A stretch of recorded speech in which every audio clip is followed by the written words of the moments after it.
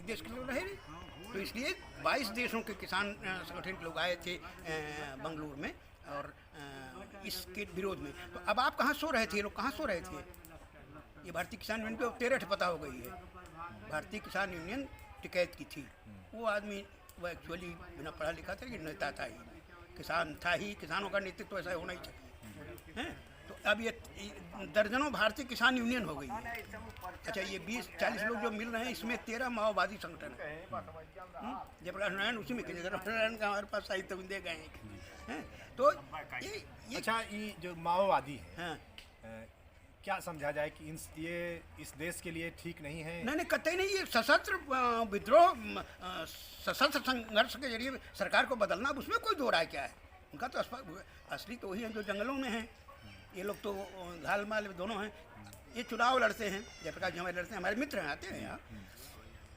आप चुनाव भी लड़ेंगे और क्रांति, सशस्त्र क्रांति भी करेंगे, दोनों रास्ता चुनिए ना आप, जो चाहे करिए, आपको अच्छा लगता हो। सशस्त्र क्रांति वाले ये लोग हैं, ये इसमें शामिल है। उन लोगों का भी साहित्य हमारे पास मार्क्स का साहित्य गजा हुआ है। ये कुलक फार्मर है, हम लोग जो कहते हैं कुलक फार्मर के साथ है आप। हालांकि हम लोग तो छोटे किसानों के क्षेत्र में, हम बताते थे, हमारे एक मित्र हैं यहाँ, पता नहीं है कि नहीं है, रघुवंश त्रिपाठी हैं? अभी तक न होने की खबर नहीं है। अच्छा, रघुवंश त्रिपाठी टिकैत के वहाँ सचिव थे, समझे आपने? टिकैत हम लोगों ने कोशिश किया, हम सब लोग कोशिश करते थे, हम उससे सहमत नहीं होते थे, शरद जोशी को और टिकैत को मिलाने का। जी। तो हम कहते थे हमारी भाषा में कि वो 5 स्टार है, ये ढाबा है, ये चलेगा नहीं। 12 मित्रों की राय है तो संगठन चलता ही है।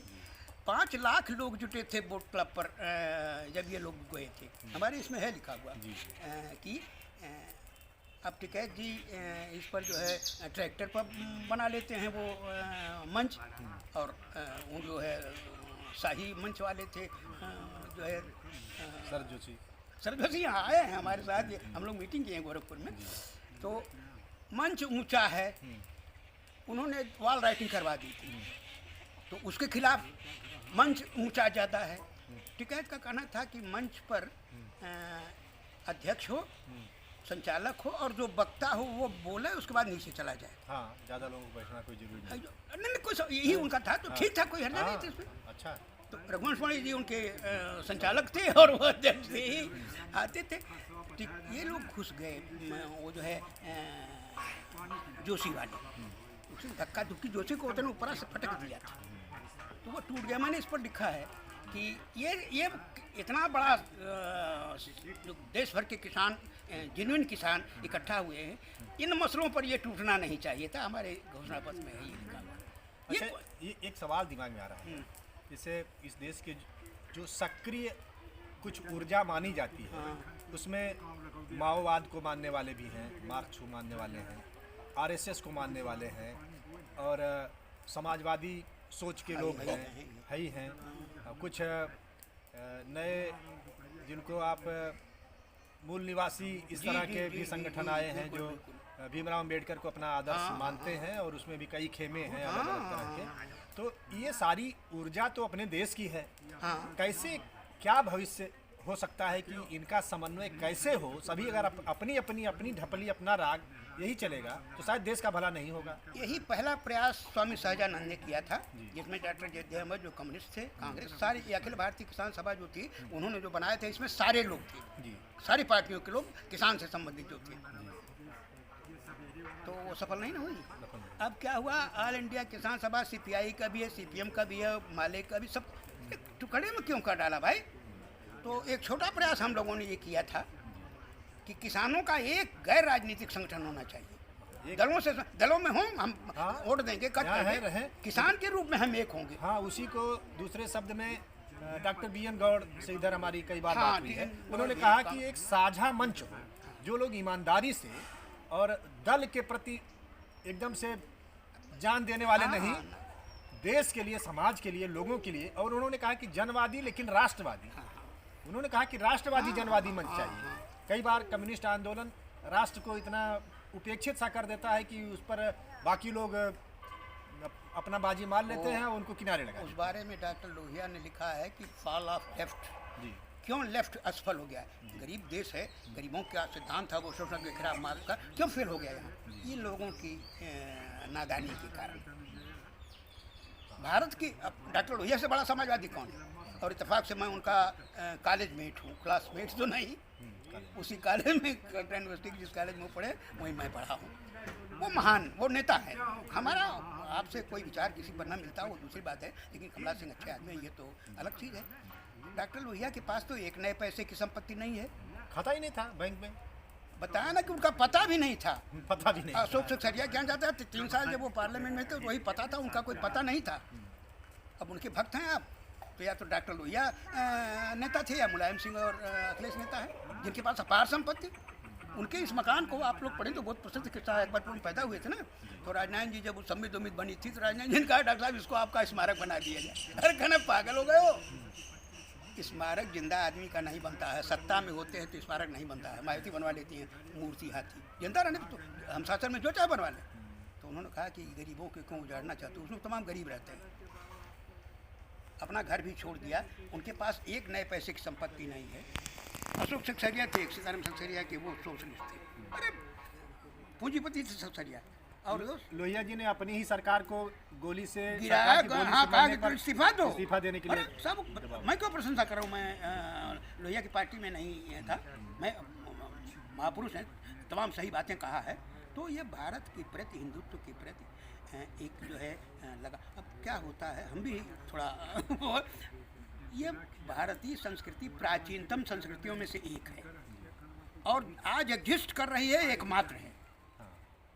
लेकिन उसमें गिरावट मिलावट और उसके नाम पर ठगी, आपको मैंने बताया था उस बार ना, लोकायत दर्शन 8वीं सदी ईसा पूर्व में वह विज्ञान सम्मत है।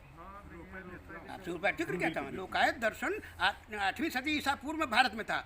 उसको जो है मिल करके शंकराचार्य और बौद्ध और गाली दे दे के हटा दिया। क्यों भाई, आज वो बात सच हो रही है। Matter is the only reality.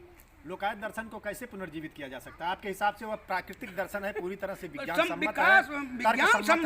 सम्मत है और वह इस देश के लिए ज्यादा कल्याणकारी हो सकता है। हाँ, लेकिन उसको इन लोगों ने मानता हूँ नहीं।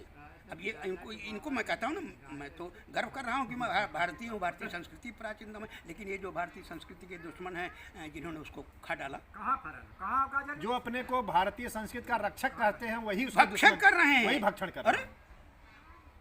गोरक्षक, हमारे पास मुर्रा भैंस है और साहिवाल गाय है। आप रखिएगा, आपके पास एक गाय नहीं होगी। गोरक्षक में चले हैं, ठीक है। सड़कें आप देखिए, सैकड़ों पड़े हैं, कुत्ते नोच रहे हैं, कुत्ते नोच रहे हैं। ये क्या बात है? एक गाय पालो भैया, गोरक्षक हो तो। और वो देसी गाय, आप लोग जानते ही होंगे, जो जर्सी फ्रीजन है, ये गाय है ही नहीं है।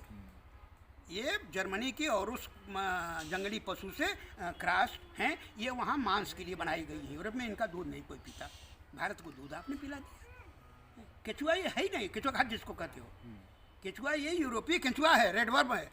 हमारा केचुआ अर्थवर्म होता है, जो मिट्टी खाता है, मिट्टी रखता है। क्या कर रहे हो, ये विज्ञान है ना भाई। तो वो जो टेक्निक आई है विदेशी केचुए की, इस पर आपका क्या कहना है? ये कितना? अरे वो तो एकदम घातक है। वो तो प्रदूषण का खान है। वो मेटल हकता है, वो कूड़ा खाता है। अर्थवर्म हमारा जो कछुआ था, ये 15 फीट नीचे दूसरे छेद से जाता था, लौटता था दूसरे से। तो इसको प्रोत्साहित करने वाले कहीं न कहीं गलतफहमी है या नादानी कर रहे हैं या जानबूझ करके? नहीं, वो देश के दुश्मन हैं। विश्व बैंक और IMF का काम कर रहे हैं। वो ऐसे नादान नहीं है कि हम ही बहुत काबिल हैं। वो विश्व बैंक और IMF का काम कर रहे हैं। जो मनमोहन सिंह वहाँ के एम्प्लॉय रहे हैं, मनटोक सिंह वहाँ एम्प्लॉय रहे हैं, भेजे गए थे। ये तो ऑन रिकॉर्ड है कि उसने कहा कि पैसा हम तब देंगे जो हमारा वित्त मंत्री रखोगे। 3 आदमियों का नाम उसने भेजा था, एक ने मना कर दिया राव साहब के ज़माने में, दूसरे नंबर के मनमोहन सिंह थे। तो मनमोहन सिंह और अहलूवालिया के बाद भी ट्रेंड वही चल रहा है। अब वो तो आप अभी कहते हैं पैसा देना बंद कर देगा, ठंड सरकारों के बदलने से उसकी नीति में कोई परिवर्तन इस बीच में, ये तो मान लीजिए भाजपा सरकार है, इसके बीच में संयुक्त मोर्चा में तो कम्युनिस्ट सोशलिस्ट सब लोग न थे, क्यों नहीं बदले? तो ये सब चल रहे हैं उसी में। इसीलिए इनको एक किनारे करके किसान आंदोलन को मजबूत करने की जरूरत है। किसान आंदोलन इस देश की असली आज़ादी, यही असली ये इसमें आपको मिलेगा सब। हालांकि 30 साल पुराना है, फिर भी बहुत कुछ मिलेगा। फिर भी वो कालजयी विषय है। हाँ, सारी बातों पर उस पर जो है वो डक्कर तब तो गैट WTO बना ही नहीं था, गैट वार्ता थी, उसके बारे में तमाम है, वो सब है, वो सही हल है। तो अब नहीं चल पाया, तो अब हमारे तो एक और साथी नहीं रहे, सोमनाथ जी चले गए। सोमनाथ जी हमारे घनिष्ठ, मतलब हमारी उनकी बहुत अच्छी मैं उनके घर जाकर उनसे मिला हूँ और हाँ। कई तो बार बंगलोर जाना हुआ तो बनारस आया था कि 2 लोग संगठन से आए हैं। तो अब वहाँ तो है ही लोग, यूनिवर्सिटी में तमाम लोग, काशी विद्यापीठ में, संस्कृत यूनिवर्सिटी में, BHU में डॉक्टर साथी थे, इलाहाबाद में विमल कुमार ओपन संस्थान में थे। वहाँ से रात को, इससे भी ज़्यादा देर हो गई थी, बरसते हुए पानी में आए डॉक्टर सोमनाथ और एक और साथी को लेकर मोटरसाइकिल से, उस समय उनके पास कार भी नहीं थे, मोबाइल था ही नहीं हम लोग के पास, आए, वहाँ करा चुके थे रिजर्वेशन हमारा विमल का। तो हमने कहा क्यों नहीं चले गए वहीं से आप लोग? नहीं, संस्कृत बोला कि वहाँ अंग्रेजी में बोलो, 22 देश के लोग आ रहे हैं, अंग्रेजी बोले, ठीक है। तो आपकी जरूरत है वहाँ। हाँ, तो हम रिजर्वेशन करा चुके थे लोग, हमने कहा ठीक है हम जाएंगे, हम तो उसी के लिए सब पे थी। तो ये है स्थिति। दर्शकों को बताना चाहता हूं कि आप 90 की उम्र में हैं, इसको लोग कहेंगे कि जिंदगी की शाम है, लेकिन ये शाम नहीं है, अभी उड़ान बाकी है। और आपका ये तय है, आपका एक चैलेंज है कि 115 साल की उम्र तक जिंदा रह करके दिखाना है, 117 का उस रिकॉर्ड को तोड़ना है। और 90 साल की उम्र में आपने PhD करने की भी किया था, ये इसकी वजह से रुक गया, थोड़ा ब्रेन का ऑपरेशन हुआ है, फील्ड वर्क नहीं हो पाएगा अब। तो परिस्थितियां थोड़ा विपरीत भले दिखती हों, ये अंधेरा धीरे धीरे छाने लगा है, शाम उतरने लगी है, रात एकदम आने वाली है, लेकिन फिर सुबह होगा, फिर सवेरा होगा, और अगले सवेरे में हम फिर मिलेंगे, फिर बात करेंगे, फिर श्रीनिवास सिंह जी से हमारी वार्ता होगी। और आने वाले हमारे तमाम हजारों लाखों नौजवानों के लिए आप 90 साल के नौजवान हैं। इस नौजवान से देखिए, इनकी मुस्कुराहट देखिए, इनका खिलखिलाकर हंसना देखिए, ये किसके चेहरे पर कहाँ किसको नसीब है। तो धन्यवाद है आपको बहुत बहुत, आप दीर्घायु हों, आप इसी तरह से मुस्कुराते और अपने रास्ते पर चलते रहें। आज भी आप कई घंटे पढ़ते हैं, आपसे मिलकर के बहुत प्रेरणा मिली।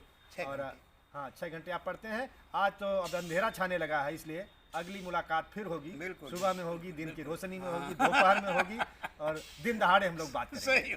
धन्यवाद।